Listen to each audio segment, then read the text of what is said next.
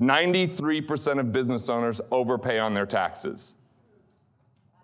93%. So I think you should tip like wait staff and maybe your Lyft drivers, but not the government. See, I know you love everything that's going on there right now and feel like they're using the money very effectively, but you can instead keep it and use it how you want. All right, well, the good news here is I'm not going to ask you to save and scrimp and sacrifice and delay and defer, and this isn't called the long haul. Like, when people in finance say the long haul, when does that actually end, by the way? I think when you die, right? And it sounds like the worst CrossFit workout in history, the long haul. Like, you never want to get involved in that kind of a thing. I'm also not calling this live within your means, because I'm sure you've heard that before, right? Have you maybe even given that advice? No, not you, someone else you know, right? But what do you think about when you think about living within your means? No fun, right? Cut back, right? Sacrifice. See, budgeting sucks primarily because budgeting creates a scarcity mindset. It's about reductionist thinking, and no one shrinks their way to wealth. That's the bottom line. No one shrinks their way to wealth. Wealth is, oh, yeah, you can clap. Yeah, unexpected but appreciated, thank you. And if you laugh at my jokes, it's just gonna encourage me to keep joking around. But the good news, I'm still gonna make sure I give you actionable items you can put on the ground within 24 hours to keep more of your money. So this isn't about you saving for the rainy day or for the future. This is about immediately finding cash for your business so you can make a bigger impact, because living within your means, there's 3 ways to do it. The first way is to budget, and if you're a train wreck, you probably should do that. But the other 2 ways are a lot more fun, and they're a lot more impactful. The second way is to be more efficient. What I mean by efficient, it comes with 4 I's, all right? Efficiency, the first I is the IRS. 93% of business owners overpay on their taxes.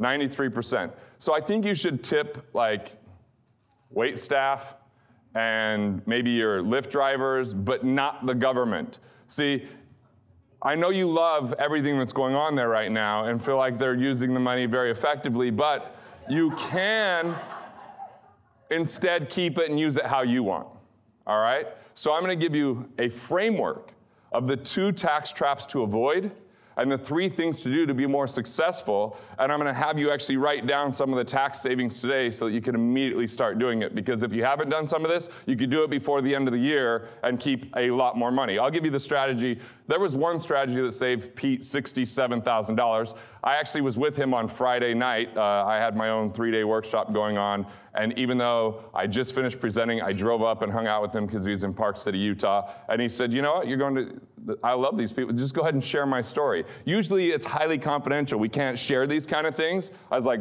anything you want me to leave out? He said no, so I'm just gonna tell you a lot of those things so that we have an actual case study. And the cool thing is, when I first met him, candidly, we weren't gonna take him into our program. I didn't think he was ready. But now, I would have been embarrassed if I hadn't, because he's just absolutely crushing it. Because a lot of it was, we found the money for him to make the transition from the corporate world into his own business. And second, when he had economic independence, which economic independence is defined this way: when you have enough recurring revenue. And I use the word recurring revenue, not passive income, because passive income is a misnomer. There's nothing in life that's completely passive. If you're passive in your business, how does your business go? I tried it once in my marriage. Didn't work out for that day. You know? Just gonna be really passive about it, babe. She's like, I will kick your ass. And I was like, she's fierce. She's fierce. So, yeah. So I'm talking recurring revenue. Money that comes in, whether you show up to do something the next day, is recurring revenue.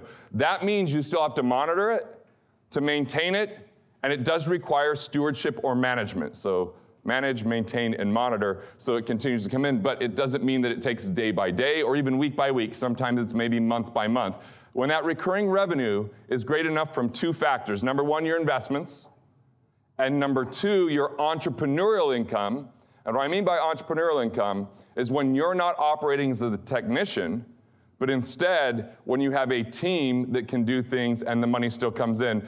And look, I spent 2 months in Italy this summer. They did a workshop without me. Money came in while I was sipping on Aperol spritzers, swimming in a pool, and having 4-hour dinners, and eating, by the way, whatever I wanted in Italy, because somehow you don't gain weight when you eat pizza in Italy, so I just took advantage of that on a daily basis. And gelato, too. Gelato is really good if you're ever over there. I highly recommend it. But when that money can come in with you just doing minimal maintenance, which I did 5 half days of calls over the 2 months. One of those half days is how I ended up on this stage. That was one of my few calls that I did, and I'm excited to be here with you today. But recurring revenue is that money that still shows up when there's other people supporting your vision and what you're up to, right? So when enough of that comes in to cover your lifestyle expenses, you're economically independent. That is fundamentally different than financially free. Financial freedom is when money's no longer the primary reason or excuse why you do or don't do something. Financial freedom is a state of mind. Economic independence is a state of having. A state of mind where money's no longer the primary reason or excuse. It's still a consideration, but not the primary consideration. That's financial freedom. When you get to work because it's a choice. When you do the things that you want because you have that opportunity, because you're not worried about, are you going to be okay financially? See, that's when you can swing for the fences in your business and represent your clients at the highest level when you're economically independent. And I'm not here to try to convince you to save 10% of your income and try to earn 10% in a stock market that you don't control and then wait for 30 years so that one day, someday you can retire. I want you to retire from the things that you hate doing now so that you can do things that you're really impactful with and that you can earn a lot more money, because the third way to live your means is to expand your means. That's the game changer right there. You're welcome. Yes. Small applause, but I'll still take that, even. It's fine. It's fine. Don't mean to pander. So the first I is the IRS. We're going to get that money back for you, so it helps you towards economic independence. The second I is interest. The second I is interest. If you have more than one loan, you have an 80% chance you're overpaying your interest because of 4 C's. The first C is not having the right credit score. The right credit score is 780 or above. I always tell my wife has an 800-some score, and she brags about it, and I'm like, it doesn't matter, 780, 800, who's comparing? And she's like, you're the financial guy, and I have a better credit score than you.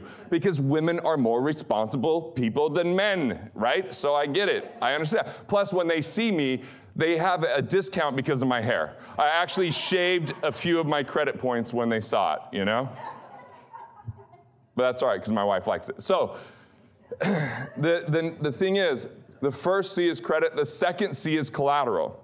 So if you had a paid off car, for example, but then you had a credit card, if you refinance that car, which yes, you can refinance a car. Most people know you can refinance a home, but don't think about it with a car. You might be able to get a 1.9% or 2.9% loan, and then maybe pay off a 6% loan.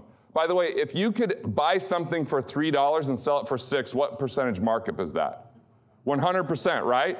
So if you could get a 3% loan and pay off a 6% loan, what's the rate of return? It's not 3%, that's 100% improvement. That's what I'm looking for. Where can I get you 100% returns without risk? And I'll keep going on what the other C's are, and I'll keep going on the 4 I's. Don't worry. I know there's a lot going on here, and some of you guys are panicked that I'm going to forget those things, and you can raise your hand. But I do want to kind of tell you a story. See, I know. So I started in financial services in 1998. The reason that happened is when I was 15, I started my first business. I spent a lot of time naming that business. It was called Garrett Gunderson's Car Care. And I detailed cars. And by the way, I became a speaker pretty quick because I made $600 net income. And then I went and spoke at the Rural Young Entrepreneur for the SIFE organization, which was the Students in Free Enterprise. And in a small talk, I made $500, and my business only made $600, and I thought I could continue scrubbing tar and bugs, or I could go and teach people things. That sounds like a much better deal. But the next year, I actually won for the state of Utah for 30 and under, and it came with $5,000. So coming from a small coal mining town, I was actually on the plane flying here last night watching the show John Oliver, and Mike Marasco that I went to school with was on John Oliver because I watched something on coal because I'm a coal miner's son. My grandfathers were coal miners. As a matter of fact, my great-grandfather was a coal miner. because he lived in Italy 90 years ago, had a fishing business, and the mob started to come in and tax him in Sicily. So he left his family for 7 freaking years. Don't mind me, just taking a little step there. For 7 years, he didn't see his wife, and she was pregnant, so he saw his daughter at 7 years old for the first time because he didn't have the financial means and wanted to create a better life. That'll be important. I'm going to bring that back around to exactly why I'm here today and why I do what I do. But when I got this $5,000, I wanted to invest it because I wanted to get out of the small, crappy coal mining town. And I guess I'm admitting that I was a bit nerdy at that point, right? Because what kid at 16 or 17 goes, I've got this money, I want to invest it. But see, the problem with trying to invest when you're 16 or 17 is that my mom's money management method came from Italy. It was called Folgers coffee cans, and you put the cash in it in the cellar. And so when I said, hey, I want to invest, she's like, no, I'm not going to sign off as your custodian. So when I finally turned 18 and I had this money, I bought the very first thing that someone called an investment, which they told me it was going to earn 18% for the next 40 years, and off a mere $70 a month, I was going to be a multimillionaire. Who thinks that that is actually going to work out, by the way? Fortunately, I was in Professor Kim Kraft's class. Just saw him. I spoke at my university last year, and he still remembered me because I asked him so many questions. I did this thesis on econometrics, once again showing that I'm a bit of a nerd, and found out that not only did it have a 0% chance of doing that, it had a 98.7% chance of failing. So that's where curiosity got me. Fortunately, I'd only lost $210. That's an inexpensive tuition at that time. But that's when I started to go out and ask the people that I knew that were wealthiest what to do with money. The problem with that is sometimes people are wealthy not because they're good at managing money, they're just good at making money. And you're not necessarily wealthy if you make a lot of money, if you spend more than what you make. Like, I've had people in my workshops that everybody's so excited about because they're doing $100 million of revenue. Then when I talk to them on the break, I'm like, so tell me about your business growth. They're like, we've grown so much. 40 million of revenue over the last 3 years. I'm like, how much more did you take home? They're like, well, I didn't actually take any more home. So you've increased your revenue through complexity, through hiring, through chaos. Is your life better or worse? Actually, it's a lot worse because we're having problems, customers aren't as happy, all this kind of stuff. So I don't want people to get caught up with the seduction and sexiness of revenue alone. Yes, we want to have that. It's not just what you make, it's what you keep. I'm here to immediately improve your bottom line without having to work harder. I want it through intelligence and information, and I'm telling the story about when I went out and went to invest the money, because what I figured out in the first 2 years is there's something called luck in the world of finance, and there's something called skill, and sometimes people can't differentiate between the two. And I was seen, because it was a small community, as financial Einstein. This crowd probably remembers Doogie Howser. That's what they said. You're like the Doogie Howser of finance. And I was in 98 and 99, because everyone that put money in the market went up. So I had them cash in their Folgers coffee cans into these, or their double E bonds, and they thought I was genius until the year 2000 came. And when you think about it, I was 19 years old, so most of my clients were like mom and dad, grandma and grandpa, uncles and aunts. So all of a sudden, the year 2000, when the market went down, family reunions became even more awkward than before. Because now they're like, oh, it's a nice car you've got there. I wonder how you bought that, So fortunately, I was still in school, and I was a business senator, and there was a guy by the name of Stephen Harrop who managed $5 billion in municipal bonds and was the #1 by all categories. Kiplinger, Smart Money, Lipper, every #1 across categories. But he decided when he turned 50 years old, he was going to retire from that and become a professor as a pay it forward, connect with the young generation, because people really helped him in his life to get to that point. So I met him before anyone else did at the school, and I was intelligent enough to say, what is it that he's looking for that he doesn't have? And he had actually gotten a little bit pudgy during his time of work. He was still pretty thin, but it was kind of like, there was no abs anywhere to be seen, and he wanted to get back in shape, and I like to work out, so I started playing racquetball with him. I started working out with him. I started talking to him, and so when the market started to go down in the year 2000, I actually started to tell him, hey, my clients are losing money, what should I do? And I remember sitting down over frozen yogurt, because that's the best way to end a workout. It's why you work out. Don't know why. Maybe I need to eat. I'm talking a lot about food up here. But we're sitting there talking. He's like, you need to go and tell everyone what's really happening, that you've just handed the money off to managers you've never met, in stocks that you don't even know other than the top 10 stocks that are being held, that there is no exit strategy, and that buy, hold, and pray isn't a good investment philosophy, right? And so I know this might be coming as a shock to you, but I was a little bit arrogant at the time. I don't know why that was funny, but I had to go confront everyone and tell them I didn't know what I was doing.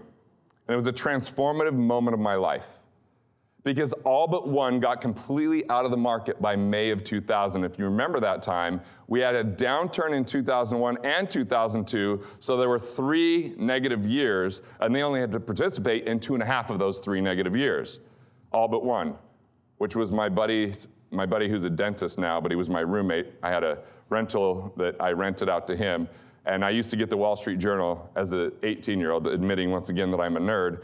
And he used to read it, and there was a section in there where monkeys would throw darts at a stock board, and then they would see how many monkeys were doing better than the fund managers. And so I would come home from school, and he'd be reading it. It's like, looks like my dad should get the monkey to start managing his money. You know, he's just, what is a friend for other than to harp on you and tease you? But this is a guy who had checks in his desk that had never been cashed as a business owner, and he's like the millionaire next door. Have anyone read that book? Okay, by the way, if you haven't read the book, a little spoiler alert. That book is, if you're willing to live like Ebenezer Scrooge before the Epiphany, you too can die really wealthy, miserable, and then your kids will blow the money within 3 years. That's basically that path. And that was one of the early financial books that I read, so I'm still kind of lucky to be married, because I remember when we first got married, I told my wife, I was like, hey, your dad offered that we could live in the basement. She's like, I'm offering that we could just be friends. It's like, well. But even my small-mindedness at that time, because I thought I was going to save myself rich and pinch pennies till I had blisters on my fingers, right? Still that kind of coffee can management system. I was like, all right, I'm going to give you $400 a month budget for our housing. And she in the way that only my wife, Carrie, can do, she's like, that sounds great. And then she went out and showed me that there's actually a ghetto in Utah. I didn't know, but we found it. And then I upped the budget just a little bit, right?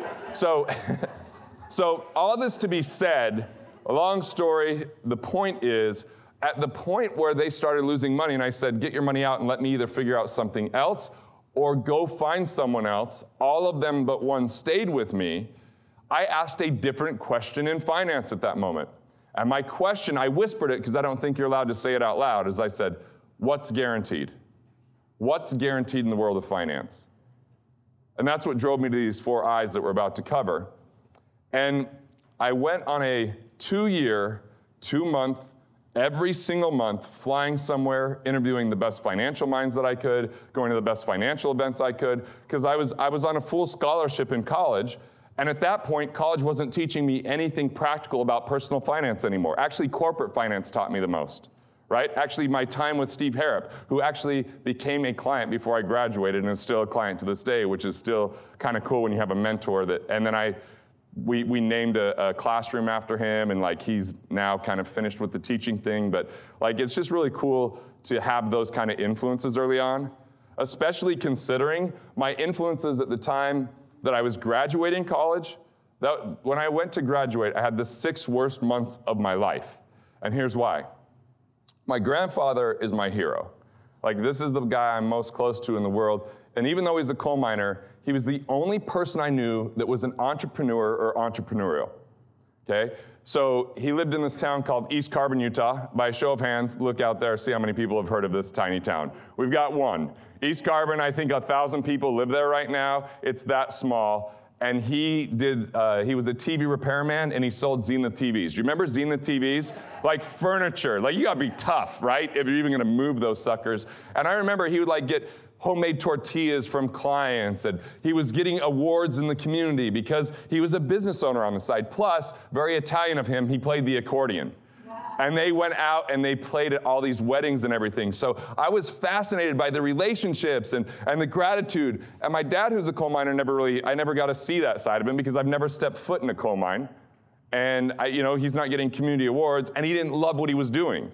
But my grandfather, anytime we talked, we didn't talk about the coal mines, we talked about the gig that he did. We talked about the clients that were getting a TV, and as a 5-year-old, I would get in his red van, and I would go to the TV calls with him, and he'd be repairing, and he'd say, don't touch here, but what do you think a 5-year-old with my curiosity would do? I would get shocked by the TVs, right? But you know, he was my very first client, and that was just because it was a token of, hey, this is my grandson. But let me just kind of fast forward with that. He was my first actual client that really wanted the services too. Because when his family, he had 2 older sisters, managed money, the way they did it is they all put it in the oldest sister's name who never got married. And then she got really sick, and when she was in the hospital and was going to go to nursing care, they thought it was going to deplete the $550,000 that this family had saved up over basically 45, 50 years, right?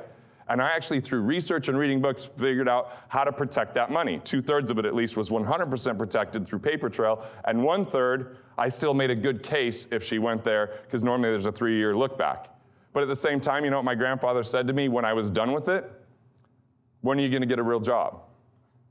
Because that's when they left Italy, because they had a business and it didn't work out, there was so much scarcity. And so I just admire that so many of you are taking this leap from being corporate and going entrepreneurial.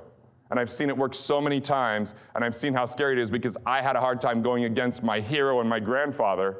But guess what? Steve Harrop was actually one of my first clients. It was a 6-figure income to me just on what I did for him, because he was so wealthy. And I showed my grandfather that transaction 6 months out of college.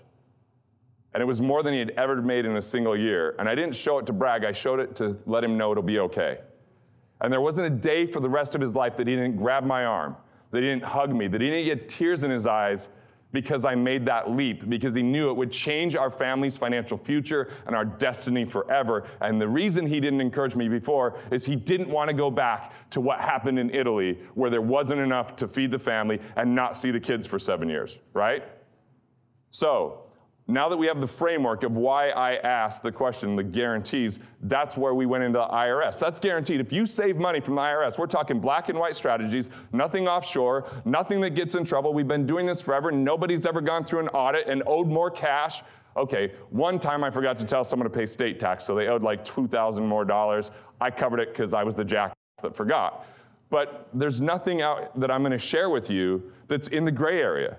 This is black and white. This is things you can do. The second I was interest. We said the first C was credit. The second C was collateral. The third C is the right cash flow reporting. If you don't have the right cash flow reporting, then you're not going to get the best interest rates. And the fourth is the right connections. So we've had people that go in and we teach them something called a streamline refinance, where if you have equity, you've always paid on time, and you have the 4 C's handled, that you can actually, without doing a full refinance, maybe pay a $200 partial appraisal fee, or maybe sign 3 documents rather than 30 on the closing, get a lower payment with the same institution. That happens about 1/3 of the time, right? Or you could restructure loans, or you can learn which loans, like an installment loan, is infinitely better for you than a credit loan, like an open line. So when it comes to interest, we've invented a process called cash flow optimization back in 2005. I would like to take credit for inventing it, but it was actually a rocket scientist named Dale Clark who went through our program, and in 362 days, he got economically independent with less than $100,000 net worth. Now, that wasn't easy, because he did eat peanut butter and Miracle Whip sandwiches to get there, and I'm just not willing to do that, Like, does that ever make sense to put Miracle Whip on peanut butter? Like, I would take the 3-year route, if that's what it took. Cool. We'll just take, because we always say it's 3 to 7 years to economic independence, not 30 years. There's no scrimping, there's no cutting back, and we abide by what Benjamin Franklin said: wealth isn't just the man that has it, it's the man that lives it, right? So I want you to enjoy life along the way, because you're your greatest asset. Your ability to produce income through value creation is what makes you the most money, and if your entire life is the energy of what you cut out, you miss out on what you can create. Right? So instead of reduction, we're focused on production. So on the cash flow optimization process, he figured out how we could put $2,484 per month into people's lives if they did between $250,000 and $500,000 of revenue. If they did between $500,000 and $1 million, it was $4,117. And this isn't like cutting out or cutting back. It's simply finding the holes and finding the leaks. The third I is insurance. Most people have improper structure, duplicate coverages. So easy example. If you don't have an umbrella policy, you're probably paying too much on insurance. So you have car insurance, homeowner's insurance, an umbrella policy sits on top of both of them, which allows you to get a minimum on your car and home for liability, and the umbrella, if you have more than one car or more than one home, covers all of them. So we've had people like Glenda from Texas, she just raised her deductibles because don't have a deductible that you're not going to use. $100 deductible, would you make it a $300 claim? I wouldn't. So raise it up and use those dollars for more important protection, or get that umbrella policy. Then the umbrella policy means you can spend less on your car and home, and an umbrella might be like $200 a year for $1 million. So she saved $1,000 by raising deductibles and staying with the same company because she had two different companies. Then we used $305 to get the $1 million umbrella, so she had $900,000 more coverage and still walked away with about, close to $700 in her pocket. That's where there's duplicate coverages and costs. I'm not talking about whether you choose the Caveman or the Geico or whether you choose the Sports Star. They're spending a lot of money on those commercials, which means what? They're ridiculously profitable. So utilize them, don't be used by them. Here's the statement to write down that's so simple, and it'll forever transform how you look at insurance. Insure the catastrophic, never the inconsequential. Because you don't have to write down the rest. It's just insure the catastrophic, never the inconsequential. Because when you look at this, when you look at it, the most expensive dollar you pay for insurance is the first dollar. The least expensive dollar of insurance you pay for is the last dollar. So put companies worth billions of dollars on the hook for lots of money, not small amounts of money. And then what happens is, when you have a financial surprise sometime in the future, it's not going to derail or destroy you because you've transferred that risk. And I feel that at least 90% of the financial disasters that people face could have been prevented with proper planning.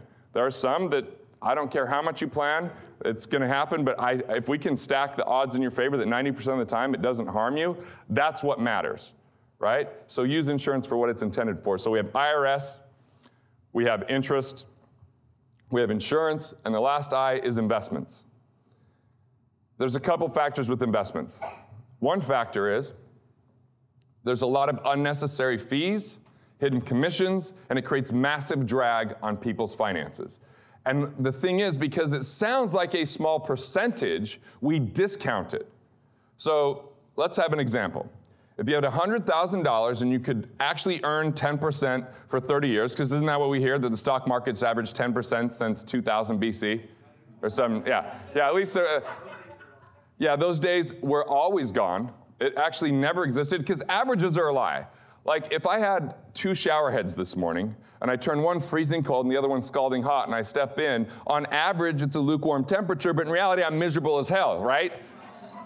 Like, because here's an example. Let's say that you have let me just show why averages don't tell the truth. If you have 100 grand and you lose 10%, it becomes 90 grand, right?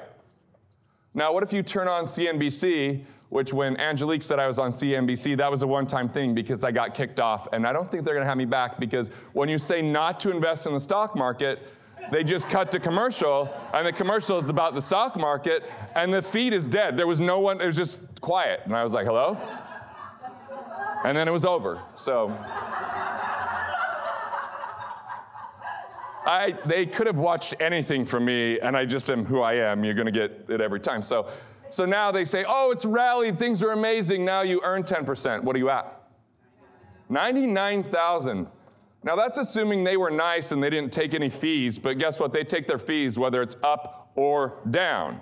So now you had fees, plus you lost 2 years of gains. So now you're so far off. So check this out. Let's say you had $100,000, you earn 10% for the next 30 years. It grows to $1.74 million. But what if you had to pay a 0.8% fee? Less than 1%, right? It only grows to 1.4 million. Because it's exponential. Compound interest also has a correlating compounded cost. I mean, I remember in school they would teach about compound interest. Like, if you had a penny and you doubled it every day, how soon you'd have more money than the entire world has combined. I'm like, but if you took the taxes out, it would take forever for that to actually start doing something. That's why we look at efficiency first. So on the investment side, we want to find out, is there any headwind? Is there any drag? But here's the biggest mistake in the world of investing, is not protecting the downside. Far too many people participate in the downside because rookie investors always stay invested. The pros act a lot more like predators, and I don't like that necessarily, that word, but Malcolm Gladwell wrote that about Ted Turner. He said Ted Turner stayed in cash like crazy, and then when the market went down, that's when he bought everything.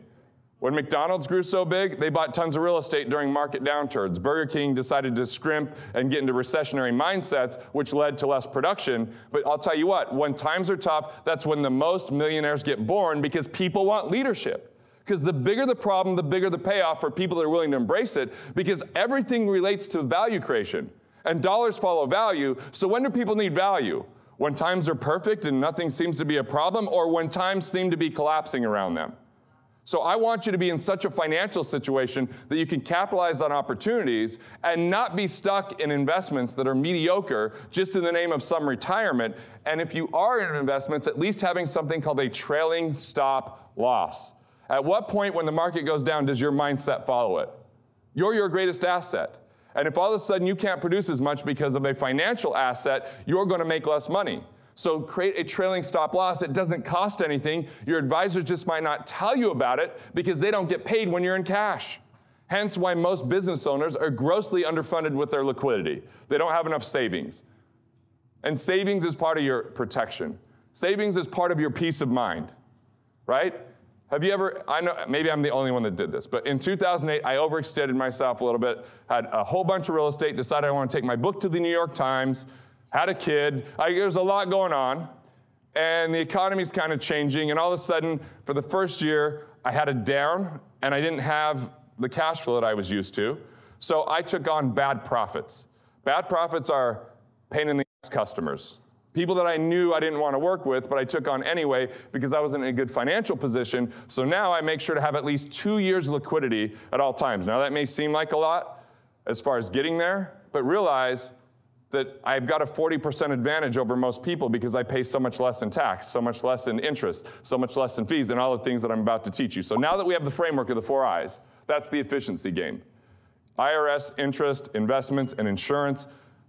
Let's get into the taxes. I'm going to have stuff that you can put on the ground and implement by Monday, okay? Unless you don't want that. Okay, so here's the 2 things to avoid. These are tax traps. I once had a consultant call me because he had an event in November. He joined our program just before the event. The event was wildly successful. He did $500,000 of revenue at it. And then when he told his accountant about it, he goes, oh, well, I wasn't counting on that, so congratulations for the good year. By the way, when you hear an accountant say congratulations, that's the most skeptical congratulations of your life. Congratulations, great year. By the way, you owe an extra $252,000 of tax. So this guy, Gary, calls me, he's like, what do I do? Like, what do I buy? That was his first kind of inclination, is what do I buy? And I said, let's say that you didn't have this tax issue. What would you buy otherwise? And he said, nothing. I said, then we're not going to buy it because don't let the tax tail wag the dog. Don't spend $1 to save 40 cents. That doesn't make sense. So what we did instead, as I said, when do you actually render the services? He says, well, they'll start in January and they'll be each month throughout next year. I'm like, great. Let's move to accrual-based accounting, which means that we'll pay taxes on it next year. That buys us 13 months before we have to have all the strategy done, and it buys us even more time, like 17 months before you actually have to write the check. So he was really excited about that. So don't let the tax tail wag the dog, right? There's other things you can do. The second thing is, deferring tax doesn't mean saving tax. The US right now has a $20 trillion debt, and there's so many people that think they're saving tax when they put money in a retirement plan.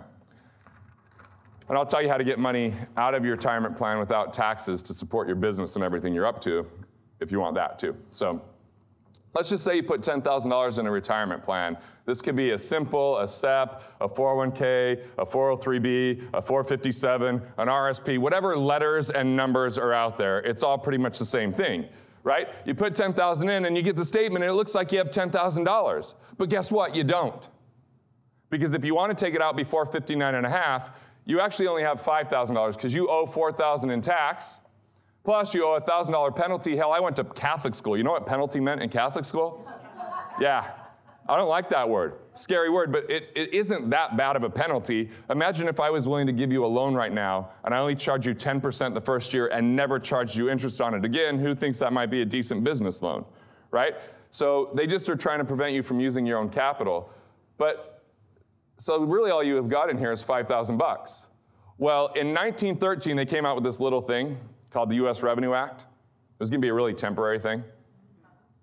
And now the top bracket's 39.6%, which that might sound high, but you got to realize the top bracket since 1913 averaged out is 61.7%. So what happens if you defer this tax into the future and it's a higher tax rate?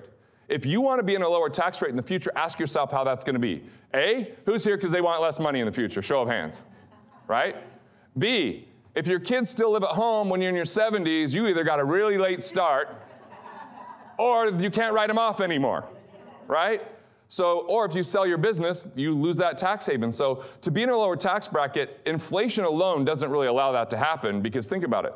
30 years ago, $1,000 meant a lot different amount of money than $1,000 today. So as you have more money, it's not like they go, because of inflation, we're going to lower the tax rates. No, you actually have to earn more because of inflation to spend the same amount of money. And taxes actually start to hit that even harder. So those are the two things to avoid. Don't just defer. And if you know, there are strategies around this, because I remember at 70 and a half when I told my grandma, I said, hey, you have to start taking money out of your retirement plan. That was the first time I heard her say the F word. Not the last, mind you. Like her committee, I think, in her head that used to filter that just passed out. You know? And now it's pretty entertaining. And she lives in Colorado, and I'm about to do a stand-up comedy gig in Colorado where she's 50% of the material. And she's so excited because she always wants me to tell inappropriate jokes at inappropriate times, you know? And that's actually an appropriate time to do those things. So here's the three-part framework that is actually going to put money in your pocket. Now you know what to avoid. The first one is, it sounds simplistic, might be the hardest thing to do. The other two are just going to be even more immediate. The first one is, we've got a few parts. Part A is you've got to be proactive with your taxes, meaning every quarter you're talking to your tax team. I said tax team, that's the part B. You want to have at least some type of bookkeeping so that you have the data, because if you're giving it to them between January and April, that's a brain dead season for them. You want to have next year's strategy starting to figure out today. This year's strategy should have been figured out last year, right? Most people are a year behind, which is really like 2 years behind. I want you to get ahead. Now, a CPA is worth their weight in gold if they're good. It's hard to find the right one sometimes because it's different if you're a business owner than if you're an employee. It's different if you're in a certain type of business. And then if you get to the point where you're making multiple millions, you want a tax attorney. My tax attorney gave me some of the cool strategies. For example, I built a building years ago, and when he walked in, he's like, man, a lot of white space on these walls. Do you think you might put some pictures on it? I was like, yeah. He goes, by the way, I have an art dealer I can connect you with, and you can buy a collection from them, and if you promise not to sell it on the open market, they'll give you a deep discount. So I bought $2.2 million worth of art for 300 grand. But guess what happens after you've owned art for 3 years? You get to appraise it and donate it. So for every dollar that I spent on art that was on my walls, the government gave me back $2 when I gave it to museums and colleges. Kind of cool strategy, right? So I have now donated all the art my wife will allow, because now we have art at the house that I'm like, by the way, everything on the wall is worth $3,000 in our pocket, just so you know. She's like, it's worth more than that aesthetically in the house. So we have some nice art in the house, and I maybe will buy some more, but you know, it's kind of just depends on what you want to do. The other thing that my attorney showed me was that if you're in a state with state tax, but you're in a business where your clients are all over, and like I sell books and those kind of things, anytime someone outside of my state buys something from me, I can run it through Wyoming through what's called a WING, W-I-N-G. It's a grantor defective income trust. I don't have to pay state tax on that. So that saves me about $50,000 a year, thanks to my tax attorney. Or right now, I'm in the middle of setting up my own C corporation that I can insure my businesses instead of having an insurance company do it. So all the money I put in there is pre-tax. I get to invest it within certain parameters. And by the way, if I don't use it for an insurance claim, which how much insurance do you pay for and never use? A lot, right? I get to take it out as a capital gain, which effectively cuts my taxes in half, right? By the way, you can put up to $2.2 million in something like that. So it's pre-tax, and then you pull it out at half the tax, and if your business has any, employee disruption, online reputation risk, you can actually use that cash. So build a team and be proactive with them, and this is my rule in being proactive. Their job is to show me the law. My job is to brainstorm, which brainstorming doesn't get you in trouble unless you apply it without law behind it.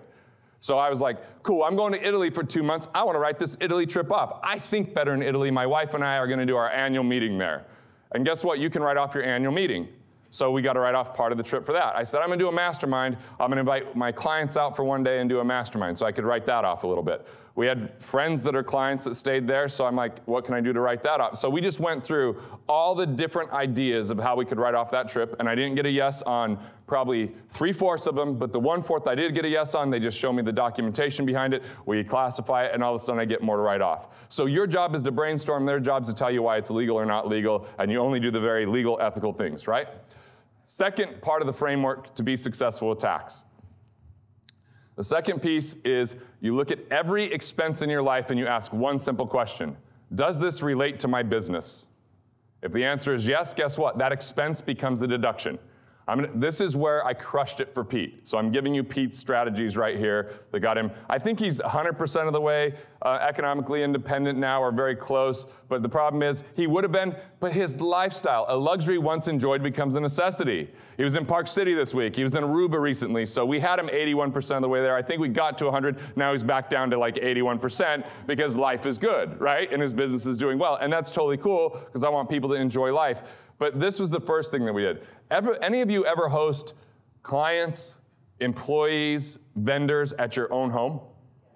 Okay, well, there was a senator that had a home in Augusta, Georgia, and there's 14 days of the year where Augusta, Georgia becomes extraordinarily valuable. You may have heard of it. The Masters, yes. So he wanted to be able to rent his place out during that time for like 5 times what it would normally get rented out for, but he didn't want to pay tax, so now we have the Augusta rule. You can rent your home out to your business 14 days a year, write that off for the business, and you don't have to pay tax personally. The days I like to rent out are in Utah, there's the outdoor recreation show. Yep, you can rent it for 3 times as much because you just pull up the Airbnbs or you go to a conference center, ask how much it is, everything's more expensive and it's sold out.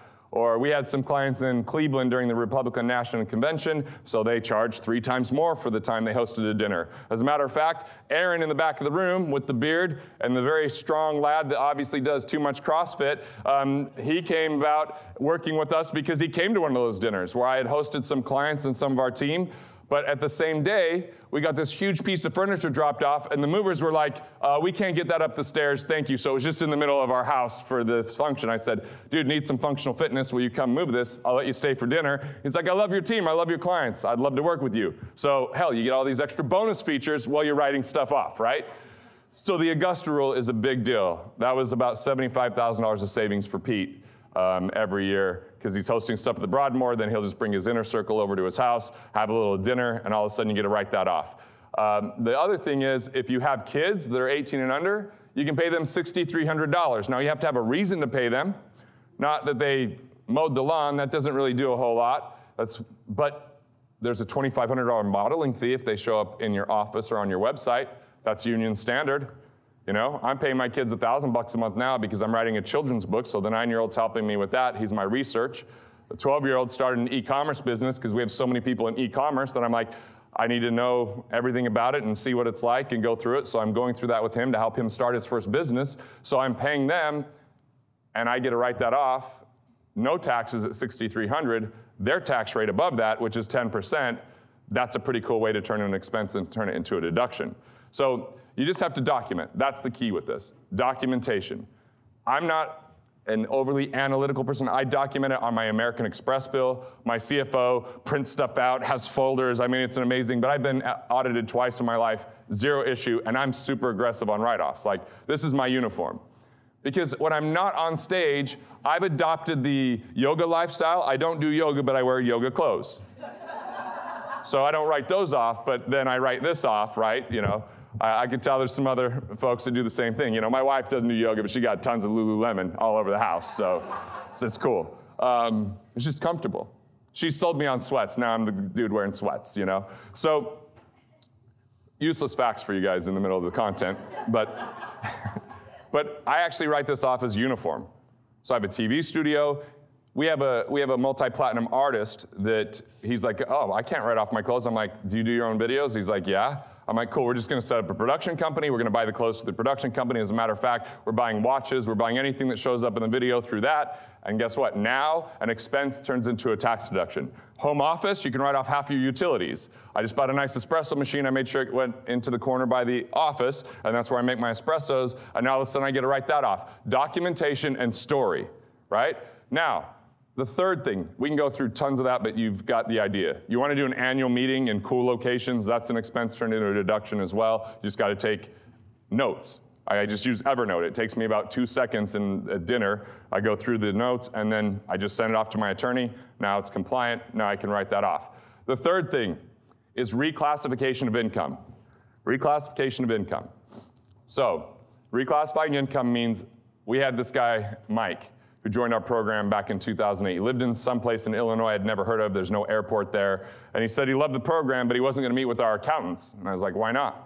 He's like, well, because I have the best accountant in the world. I'm like, I'm certain that you don't have the best in the world. So certain that I'm a Bears fan, he's a Bears fan. I said that if we don't save you tax, I'll take you to a Bears game. If we do, you take me. And I should have been more specific because he took me to a Jacksonville Bears game, which is not top raft. I couldn't even see the field, you know? I was watching from my phone. And by the way, this is what we did. He was a sole proprietor. If you're a sole proprietor and you're a corporation and you have a company, 400% higher chance of audit by being a sole proprietor. A 100% chance of a higher tax rate because if you're incorporated and you overpay taxes, you have 3 years you can go back and amend your returns. So every 3 years have a different set of eyes on your taxes. In 2006, it was a crazy year because we had a company plane and 2 of my partners died in a plane crash. And I wasn't really myself during that time, and I didn't meet with my team, and I overpaid taxes by $54,000. But fortunately, I have the mechanism that every 3 years we look at it. So in 2008, I got the IRS to write me a check for a change, right? So you can go back and amend those returns. We've had people get $457,000 back, and we had one person get $951 back. I'm like, it's probably not worth it. He goes, if it costs me $950 to do it, I'm doing it. And so we gave him a nice discount, and he got his money back, right? So reclassification of income is setting up the right corporation. If you're in a partnership, an LLC is brilliant. If you're not, it might not be the most effective thing because when you tax as a partnership, that's useful for you. When you don't, not as useful. If you're the only person in the business, an S-Corp's great because you can differentiate your income by taking salary of what you would hire someone else to do your job and take everything else in distributions when you work on your business. And by the way, distributions, avoid the 15.3% self-employment tax. Even when that's capped out, you still save 3.2% on Medicare and Medicaid. Even when you get above $250,000, you save another 3.7% on the success tax that's added in there. So this is money in your pocket simply by taking your income differently. Anyone own a commercial building in the room? If you own a commercial building, you should be the meanest landlord in the world to yourself and charge the highest possible amount that you could justify because that comes in as a more passive-based income, which is taxed a lot less than income that's active, right? Or there's tons of ways you can move ordinary income into capital gains income, and I shared that with another thing. Now, maybe in your businesses, you even create like businesses that branch off from your business, or like we have a lot of people that are in the health space and they do supplements. We have them set up their supplement business when it's starting in a C corporation because your first $50,000 in a C corporation is taxed lower than individually, an LLC, or an S corp. It's taxed higher after that, but it's less at the $50,000 and below, so we can set that up as an incubator company and then move it back into the major organization when it gets above $50,000. And our average savings on tax for every $250,000 someone makes is $11,430. By the way, that's bottom line spendable cash. That doesn't require revenue that you pay employees and all that kind of stuff. And I've even talked about if you own a building, you should cost segregate. I mean, I could talk about tax for hours and hours and hours, and then you guys would get eventually really, really bored of me and tired of that. Financial capital is a byproduct. In the world of cause and effect, value creation is at the cause and dollars are the effect. So financial capital is like the receipt at the grocery store. It's evidence. It's not the actual meat and potatoes. The meat and potatoes comes in two forms. The first one is mental capital. Mental capital is knowledge, ideas, concepts, systems, tools. Have you ever heard the notion it's not what you know, it's who you know? Not in today's world, because if you don't know anything, no one wants to hang out with you. You know, it's like, oh, here's little Johnny, he brings nothing to the table. Let's invite him to the event. No, what you know, we're not in the time of brawn anymore. We're in the time of brains. There's kids that my kids watch on YouTube that are multimillionaires because of the advent of the internet and of technology, you know? Yes, in the past it might be which family you were born into, and if you're part of the Lucky Sperm Club, then great, you're fine, you know? But now, there's so much more opportunity for everyone. It comes down to mental capital. What you know matters. And in the financial world, part of the reason I was able to go to Italy, part of the reason I'm now entrusted with kind of this family legacy for my family, isn't just because of, not just because of I made the leap and did the business. That's why my grandfather was so worried. But because I actually went out and did what the Rockefellers did. The Rockefellers, they built a financial team. They're now 6 generations strong. 6 generations. They donated $50 million to charity so far this year, and they're on their 6th generation. The Vanderbilt family, though, had more money than the U.S. Treasury and destroyed it within 54 years of Cornelius' death. They didn't have the right mental capital. How was the money made? I don't want to screw my kids up into being entitled brats. I want to make sure that they can really appreciate where we've come from and what's possible, and it comes down to 3 families. One is the family office. If you know in your business how important a good team is. What about in your financial life? I see too much leaking and lost money because fractions of their team are missing, not communicating, or completely not coordinated. That is a huge part. The second family is family retreats. Treat your family like a business from a standpoint of you have meetings in your business, you research stuff in your business, you have symbols for your business like logos, you have taglines. What about having that for your family so you pass on traditions and rituals and also your philosophies, not just your money? Money with no philosophy is a surefire way to destruction. Right? And the third family is a family constitution. When the U.S. built the Constitution and we used to use it, it was super effective. So I actually have 52 pages of the most important book I wrote was my family constitution, which is our signpost for the next generation. So that's all mental capital. Because I want to make sure you have sustainable wealth, not a flash in the pan, not one client reliant, not if the economy's good. When you're economically independent, you have staying power. You're in a great place. So the second thing that creates financial capital, the first one is mental capital. The second is relationship capital. People, networks, Angelique, organizations, you know, mentors, like customers, people with a lot of information that never translate that through serving, through solving problems, and through delivering value, remain broke. They're smart people without a lot of money because it doesn't transfer and bless other people's lives. So relationship capital is key, and here's what I know. Where most of your wealth sits right now stagnant and it's never been tapped into is your relationship capital. Because people that attend things and invest in themselves typically are amazing contributors, but they totally suck at receiving. Like when someone says, what can I do for you? I'm good. That's good. Life's good. When someone asks me, I got 3 to 5 things I'm going to talk about because it's not just if they can help me, who do they know that can help me, right? So I'm actually going to test this equation out on you because I don't know what the mental capital is worth to you at this point. You don't even know because I've only spent about an hour with you. But I know that with me in your life, as your advocate for your finances, that relationship capital that I bring with the best attorneys, the best accountants, the best investment advisors, the best cash flow specialists, you might have parts of your team totally dialed in. We're going to say, awesome, keep them. But the pieces that are missing, I want to fill in that gap. Want to master your money? Want to figure out the things that you could do to improve your finances? Click here and check out more videos like this on Money Matters.